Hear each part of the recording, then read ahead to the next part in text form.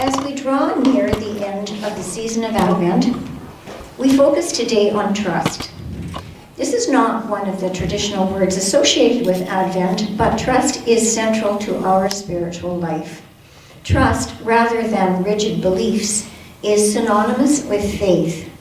Rather than holding to particular beliefs as a way to lessen our fear of uncertainty, the God presence is encouraging us to trust that we are connected to and part of a greater spirit of love at work in our lives and in the world.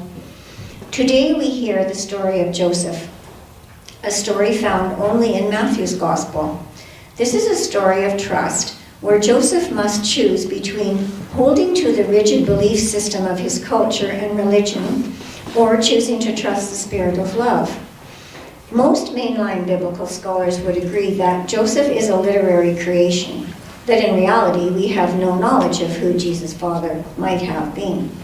We know this because there is no mention of Joseph in any of Paul's letters or in the original gospel written by Mark. In fact, in Mark, Jesus is called the son of Mary, which would suggest his father was unknown. In first century Mediterranean culture, a male was always referred to as son of a named father, James, son of Zebedee, or Jacob, son of Isaac, for example.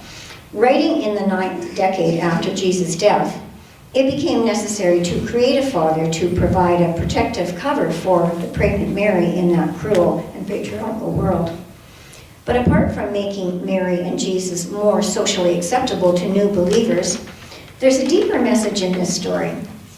Joseph breaks with convention, and at great personal risk to his reputation, even his life, he chooses to stay in relationship with Mary. His compassion would have brought shame to his family and his community, and he would no longer be welcome in those circles.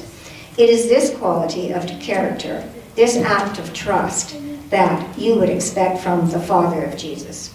Reading from Matthew 1, 18 to 25. Now the birth of Jesus the Messiah took place in this way. When his mother Mary had been engaged to Joseph, but before they lived together, she was found to be with child from the Holy Spirit. Joseph, being a righteous man and unwilling to expose her to public disgrace, planned to dismiss Mary quietly.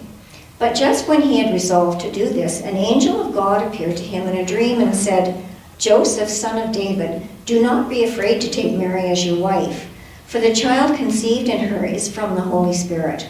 She will bear a son, and you are to name him Jesus, for he will save his people from their sins. All this took place to fulfill what had been spoken by God through the prophet. Look, the virgin shall conceive and bear a son, and they shall name him Emmanuel, which means God is with us.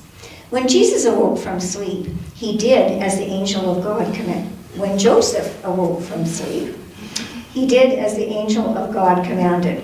He took her as his wife, but had no marital relations with her until she had borne a son, and he named him Jesus. Hear what the Spirit is saying to the church. Thanks be to God.